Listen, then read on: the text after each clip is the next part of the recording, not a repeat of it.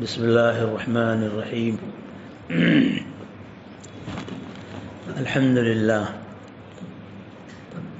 لله الذي أكرمنا بالإيمان وهدانا إلى الإسلام وجعلنا من أمة سيدنا حبيبه خير الأنام صلى الله عليه وعلى آله وصحبه على الدوام. أما بعد، فأعوذ بالله من الشيطان الرجيم. بسم الله الرحمن الرحيم.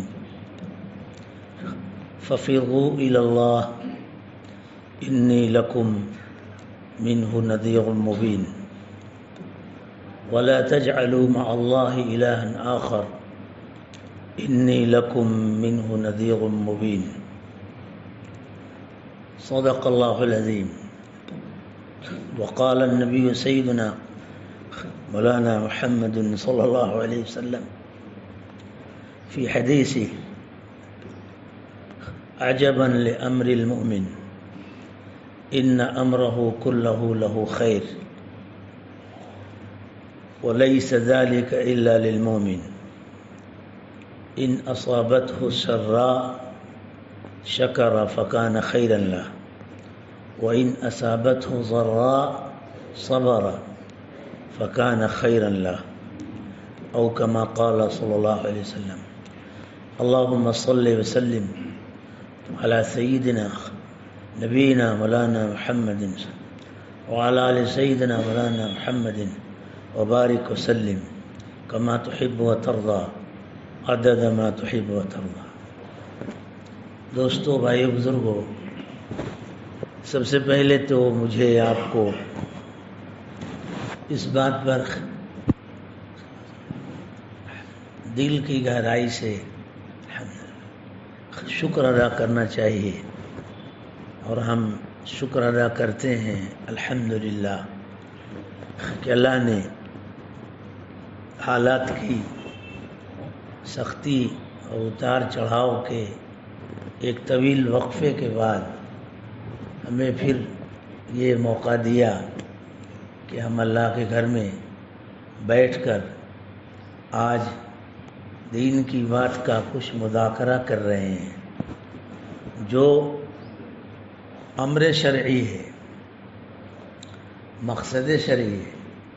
دین کی بات کہنا سننا یہ کسی خاص شخص کا من کا فیصلہ نہیں ہوا کرتا، بلکہ یہ ہمارے پر، آپ پر، امیر پر، غریب پر، چھوٹے بڑے پر، آسمان زمین کے پیدا فرمانے والے ہمارے اللہ، ان کا حکم ہے کہ ہم اس دھرتی پہ گاہے گاہے دین کی بات کا تذکرہ کریں، اور ہم اور آپ سنیں، بیٹھیں، عمل کی نیت سے سنیں۔ اللہ عمل کی توفیق دے دے۔ ایسے بھی بیٹھ کے سنیں، خبر نہیں کہ کب دل کا تالا کھل جائے اور گاڑی صحیح روٹ پر آ جائے۔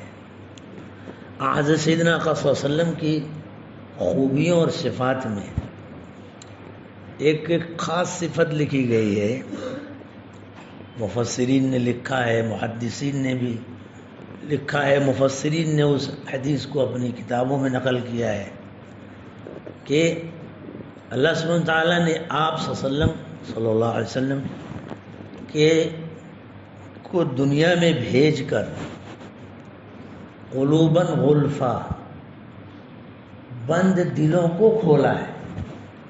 یہ عجیب ہے، بند دل کو کھولا۔ ارے دل بند تھا، دل کہاں سے بند ہے؟ تو اندر ہے۔ تو آپ صلی اللہ علیہ وسلم کی اس میں کئی خوبیاں نقل کی گئی ہیں، اور اس میں اوصاف مبارکہ کے ساتھ اس امت کی بھی خوبی بتائی گئی ہے۔ آپ صلی اللہ علیہ وسلم کی امت کیسی ہوتی ہے؟ جیسے خاندانوں کی پہچان ہوتی ہے، ملکوں کی پہچان ہوتی ہے، لوگوں کی پہچان ہوتی ہے، اسی طرح اللہ سبحانہ تعالیٰ نے قرآن پاک میں ہماری آپ کی، اللہ ہمیں سچا امتی بنا دے، آپ صلی اللہ علیہ وسلم کی امت کی پہچان بتائی ہے۔ تو آپ صلی اللہ علیہ وسلم کی خاص اعلیٰ کمال نقل کیا کہ اللہ سبحانہ تعالیٰ نے آپ کے ذریعے دنیا کے اندر بسنے والے انسانوں کے بند دلوں کو کھولا ہے۔ آپ جانتے ہیں کہ جب کوئی بھی چیز بند ہو جاتی ہے تو اس کی جو اصل طاقت ہے، اس کا جو اصل نفع ہے اور اس کی جو اصل خوبی ہے وہ سامنے نہیں آتی۔ دکان چاہے کتنا بھی خوبصورت اندر مال بھرا ہے، سونے کا ہے، چاندی کا ہے، ہیرے کا ہے، جواہرات کا ہے، لیکن اگر اوپر سے شٹر گرا دیا جائے اور تالا بند کر دیا جائے تو ظاہر ہے کہ وہ مال اندر رہے گا، نفع نہ مالک مکان کو ملے گا نہ غیر کو ملے گا۔ لاکھ زمین کے اندر کانے ہیں، پیٹرول ہے اور پتہ نہیں کیا کیا ہے، اگر اس کو ایسی پاٹا رکھا جائے، اس کی کھدائی نہ کی جائے، نہ نکالا جائے تو اوپر سے زمین بنجر ہے، نفع نہیں ملے گا۔ اسی طرح اللہ سبحانہ تعالیٰ نے انسان کے قلوب کو بنایا ہے کہ دلوں پر سب سے بڑا فیصلہ، سب سے بڑا نفع قلب کا کیا ہے۔ اللہ کرے کہ میں تھوڑے سے وقت میں بات کہہ سکوں، اللہ مجھے آپ کو عمل کی توفیق دے، کہ سب سے بڑا نفع اس دل کا جو سینے میں ہے، میرے پاس بھی آپ کے پاس بھی ہے، یہ ہے کہ اس دل کی چاہت پر اوپر سے فیصلے اتر جاتے ہیں۔ عجیب چیز ہے، دل کے ارادے پر، دل کی چاہت پر اللہ سبحانہ تعالیٰ فیصلے ظاہر کر دیتے ہیں۔ یہ اللہ نے ایسا عرش سے جوڑا ہے۔ اگر دل کی چاہت، خواہش، نیت، ارادہ، حوصلہ، عزم، فیصلہ اچھا ہے تو خدا تعالیٰ کی طرف سے فیصلے اچھے آئیں گے۔ ظہور میں تھوڑی دیر لگ سکتی ہے، جس میں اللہ کی حکمت اور مشیت ہوتی ہے، اور وہ بھی سراسر نفع ہوتا ہے۔ مشہور جملہ سنا ہوگا، اللہ کے یہاں دیر ہے اندھیر نہیں، مگر یہ طے ہے کہ جیسے دل کے ارادے، حوصلے اور طلب ہوگی، ویسے اللہ کی طرف سے فیصلے ہوں گے۔ آپ نے سنا ہوگا اکابر مشائخ کے بیانات میں، بہت پرانا قصہ ہے، ایک کتاب ہے اخلاق محسنی، اس میں یہ واقعہ نقل بھی کیا ہے اور ہم نے اپنے اکابر مشائخ سے سنا بھی ہے۔ سب سے پہلے جونپور میں حضرت رحمۃ اللہ علیہ سے سنا تھا، اور موجودہ ہمارے حضرت شیخ مرشد سے تو ایک سے زائد مرتبہ سنا۔ آپ نے بھی سنا ہوگا کہ مشہور ہے، ایک مرتبہ ایک شخص بادشاہ تھا اور ملک کا بادشاہ، اس کو خواہش ہوئی، خیال ہوا کہ مجھے اپنے ملک کی سیر کرنی ہے، اور سیر کرنا اس خیال سے نہیں کہ خالی تفریح کریں گے، بلکہ حالات کا جائزہ لیں گے کہ میری رعیت کس حال میں ہے، تاکہ اس کے اعتبار سے ہم ان کے لیے کچھ خاص ڈیسیزن لے سکیں۔ اگر تنگی ہے تو اچھا اس طرح، خیر وہ ٹہلنے گیا تو سیر و تفریح میں جاتے جاتے ایک انار کے باغ میں ٹہلتے ہوئے بھیس بدل کے گیا تھا تاکہ لوگ کوئی پہچان نہ سکے۔ وہاں گیا تو انار کا درخت دیکھا، اسے پتہ لگا، دیکھا تو بہت پھلوں سے لدا ہوا ہے، تو دل میں خواہش ہوئی کہ بڑا خوبصورت باغ ہے۔ مالک کو بلایا، کہا کہ بھائی ذرا مجھے ایک گلاس پانی پلا دو، ایک گلاس رس پلا دو انار کا۔ تو وہ گیا اور ایک انار کو توڑا اور اس کا جو رس نکالا تو پورا گلاس ایک ہی انار میں بھر گیا۔ لا کے دیا، پی لیجیے، تو بہت میٹھا ہو۔ تو اس کے دل میں خیال آیا کہ یہ تو بہت ہی سرمایہ زیادہ ہے اور اتنا خوشحال ہے، تو اس کے اوپر تو اس کی آمد زیادہ ہے اور میرے حکومت کے خزانے میں کچھ چاہیے۔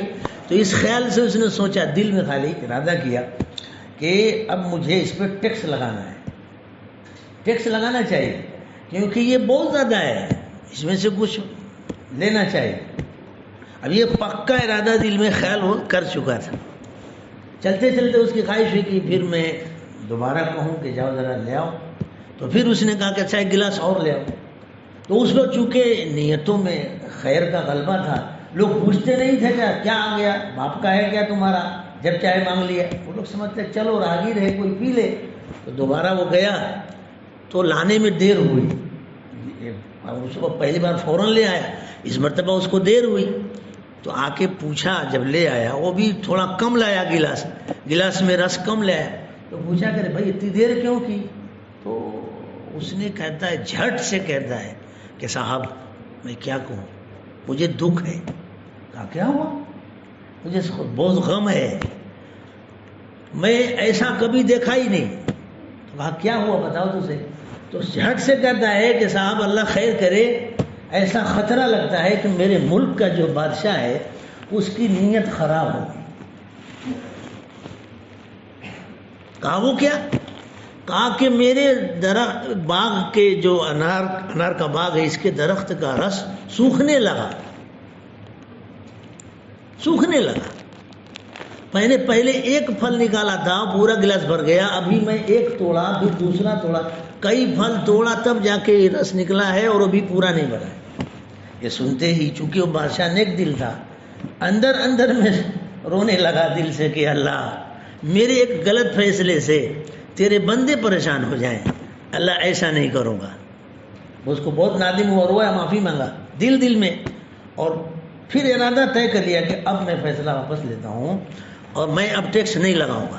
کہا چلو ٹھیک ہے۔ یہ میں نے آپ کو کتاب کا حوالہ بھی دیا کہ کہاں قصہ ہے اور کن سے سنا وہ بھی میں نے بتا دیا، میں اپنے گھر سے نہیں بول رہا ہوں۔ تو اس پر انہوں نے پھر چلتے ہوئے اس نے کہا کہ ذرا ٹرائی تو کروں کہ اس کی بات صحیح بھی ہے کیا۔ فوراً بولا کہ اچھا گلاس اور لے آؤ۔ وہ گیا فوراً ایک پھل لیا اور فوراً توڑ کے اس میں رس نکالا، اور دوڑے وہ ہنستے ہوئے آیا، کہتا ہے بھائی صاحب الحمدللہ، ایسا لگتا ہے میرے ملک کے بادشاہ کی نیت اچھی ہو گئی۔ تو میرے بھائی دل کا کمال ہے، اللہ کے فیصلے دلوں کے ارادوں پر ہوتے ہیں۔ اس لیے ہم اب اس دنیا میں اپنے قلب کی غفلت کو ختم کریں۔ ایک بندہ دل کی گہرائی سے ندامت کے ساتھ اللہ کی طرف متوجہ ہوتا ہے تو خدا پوری بستی سے سخت حالات ختم کر کے عافیت اور راحت کے حالات لا دیتے ہیں۔ اس لیے ہم کو اللہ نے دنیا بھیجا ہے اللہ کی طرف سے رحمت والے فیصلے اتروانے کے لیے۔ اس امت کی پہچان ہے، ہمارا دین مسائل کا حل ہے، مسئلہ نہیں ہے۔ آج باطل اسلام کو مسئلہ بنا رہا ہے، جتنے اسلام دشمن ہیں وہ اسلام کو مسئلہ بنا کے پیش کر رہے ہیں۔ اور جب سے اسلام آیا ہے، آپ صلی اللہ علیہ وسلم جب سے دنیا میں تشریف لائے تو مخالفین نے ہمیشہ اسلام کو مسئلہ بنایا، پرابلم بنایا، اس طرح پیش کیا، حالانکہ اسلام آیا ہے مسائل کے حل کے لیے۔ اس لیے اس وقت ہم کو آپ کو ایسے سخت حالات میں اللہ نے جہاں اللہ کی طرف سے حق فیصلے آتے ہیں، خدا نے ہم پر رحم کر کے کچھ اعمال بتائے ہیں، ہم ان اعمال پر اپنے آپ کو ڈالیں جس سے جتنا ہو سکے، تو خدا تعالیٰ بہت جلد عافیت کے حالات بنا دیں گے۔ اصل حال وہ ہے کہ ہم کو آپ کو دنیا میں مقبول حالت ہماری آپ کی یہ ہے کہ دنیا ہماری زندگی دنیا کی ایسی گزرے جس میں اللہ کی خوشی حاصل ہو۔ اصل ہماری نعمت یہ ہے کہ ہماری دنیا ایسی گزرے کہ ہم سے اللہ خوش ہو، اللہ کی خوشی والے اعمال کریں، یہ اصل نعمت ہے۔ اب ایسے چاہے خوشی کے حالات ہوں تو بھی اللہ کی رضا والے اعمال، اور حالات سخت ہو جائیں تو بھی خدا کی خوشی والے اعمال، یہ کریں گے تو خدا تعالیٰ آخرت بنائیں گے جو اصل ہے، اور اس کے عوض میں خدا دنیا بھی بنائیں گے۔ دنیا مومن کی بناتے ہیں برکت کے ساتھ، رحمت کے ساتھ۔ مومن کی دنیا میں ہر چیز میں برکت ہوتی ہے، چیز تھوڑی ہوتی ہے دیکھنے میں لیکن اس میں اللہ کی برکت ہوتی ہے۔ کافر کے ساتھ بہت بھاری تعداد میں کبھی دنیا ہوتی ہے لیکن وہ برکت نہیں ہوتی ہے، پکڑ کے ساتھ آتی ہے۔ اس لیے ہم اور آپ چند اعمال کی فکر کریں۔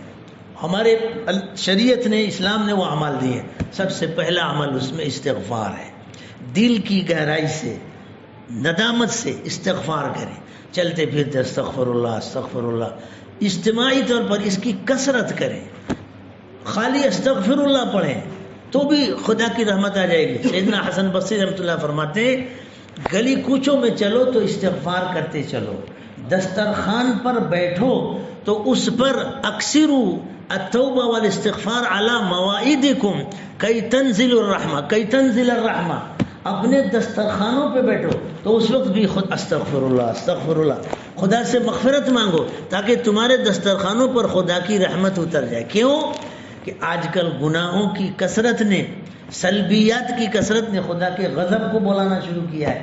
تم خدا کی ذات میں استغفار پیش کرو، دربار میں استغفار پیش کرو، اللہ سے مغفرت مانگو تو خدا کی رحمت آئے گی. تو پہلا کام استغفار ہے.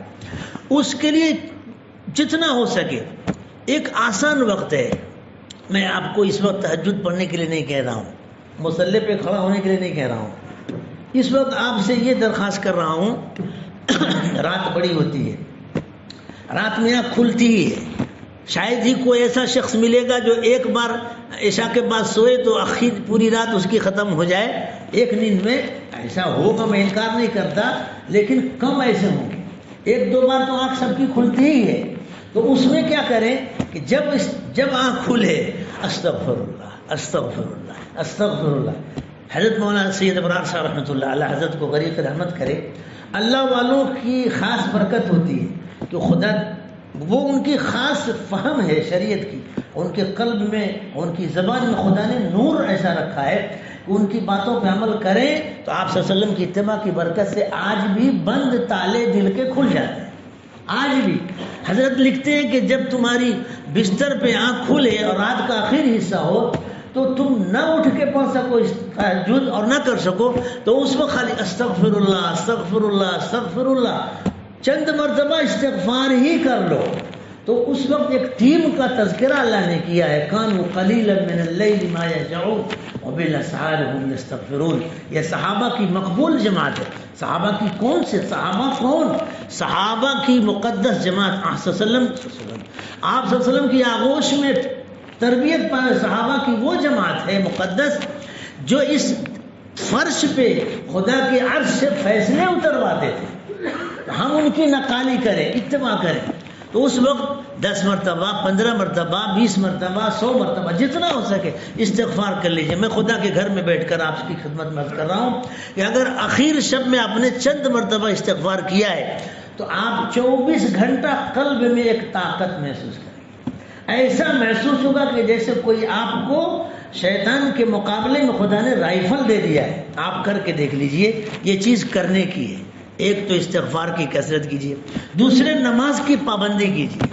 نماز جماعت سے پڑھیے، اور اگر کوئی شرعی مجبوری ہے، بیماری ہے اور کوئی مجبوری تو گھر میں پڑھیے، چھوڑیے نہیں. دکان پر ہیں، شرعی مجبوری نہیں آ سکتے، نماز کو عام کیجیے. حالات کی اس اتار چڑھاؤ میں جس میں کثرت ہونا چاہیے دیکھنے میں آ رہا ہے کہ اس میں کمی آ گئی. یہ بڑی خطرے کی گھنٹی ہے. نماز اگر چھوڑیں گے تو خدا کے غضب کی آگ اور بھڑکے گی، پوری وہ بجھے گی نہیں. اس لیے ایک تو نماز کی کثرت کیجیے. 2 بات ہو گئی. تیسری بات صدقہ اور خیرات. میں نے پچھلے کئی مہینوں، شاید 1 سال یا 6-7 مہینے کے بعد یہ گفتگو کا سلسلہ شروع، اللہ قبول فرمائے اور آگے آئندہ ہمیشہ کے لیے راستہ آسان فرما دے. میں نے ایک بات عرض کی تھی صدقے کے متعلق، وہ آج خود پھر عرض کرتا ہوں کہ صدقہ ہم میں سے ہر شخص نکالے، خواہ 1 روپیہ صحیح، 50 پیسہ صحیح، 25 پیسہ صحیح. صدقہ میرے بھائیوں، میں آپ سے ہاتھ جوڑ کے کہہ رہا ہوں، اس کو ہمارا لازم پکڑ لیں. 1 روپیہ اہتمام سے روزانہ صدقہ نکالے اور اس میں نیت 2 کیجیے. ایک یہ کہ اللہ جتنی امت مسلمہ بستی ہے دنیا میں، چاہے انسان ہو یا جنات ہو، جتنے کلمہ پڑھنے والے انسان و جنات ہیں، اللہ سب کی جان کو، مال کو، ایمان کو، اعمال کو، عزت کو، آبرو کو اور نسلوں کو، ان سب کو اللہ محفوظ رکھیے، بچائیے اور اللہ اس میں ترقی دیجیے. امت کے حق میں یہ نیت کریں. اور دوسری نیت اس میں یہ کریں کہ اللہ اس دھرتی پر جہاں بھی انسان و جنات بستے ہیں جن کے پاس ایمان نہیں ہے، اللہ ان سب کو ہدایت دے. یہ میرے بھائیوں، میں آپ سے کیسے عرض کروں کہ اس کو ہم دانت سے پکڑ لیں. اور چوتھا کام جو اس کے بعد کا آخری کام ہے، میں بات پوری کرتا ہوں، دعا کا اہتمام کریں. استغفار، نماز، صدقہ اور دعا، ان 4 باتوں کا اہتمام کریں. دعا چاہے 10 منٹ 5 منٹ سے ہی مانگے. اللہ مجھے بھی عمل کی توفیق عطا فرمائے، آپ سب کو بھی. وآخر دعوانا الحمدللہ رب العالمین.